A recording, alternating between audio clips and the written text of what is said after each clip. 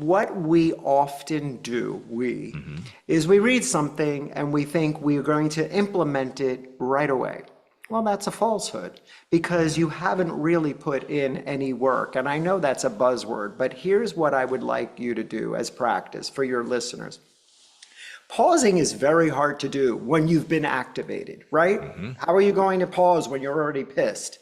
Yep. What I suggest you do is in everyday life, when you're talking to your best friend, when they're talking, don't get ready to answer their question or jump on their period. Give them a second. So you just said something to me. How do we do this, Frank? And I pause and I count to two. And I say, that's a good question, Rick. And then I give you my answer. Practice, that might be the fifth P. Practice this in everyday life, because if you think you're going to implement it when you're activated, you are sorely mistaken. So we have to do this in our everyday conversations. And I do this at work a lot, where someone will talk and I'll nod and I'll say, yeah, I got it. You know what I think. And then you go into your answer. When we jump on the end of someone's sentence, it shows them that you're not really listening. And the truth is, you're not. You're just waiting to respond. So pause.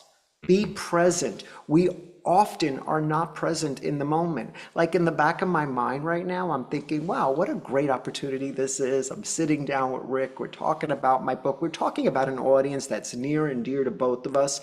I'm appreciating it right now. And I think something else that you talked about earlier is we often aren't living in the moment because we're too busy on our phones. We're too busy being witnessed of the event instead of living the event.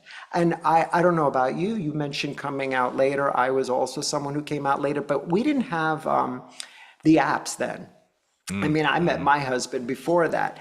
I could not imagine meeting somebody strictly online and then trying to communicate. I mean, it must be really difficult to navigate that. But again, it's trying to have that human connection, looking into someone's eyes, listening to them, hearing them, smelling them, and feeling what that energy, you mentioned energy, feeling what that energy is between us, but always acknowledging the pause.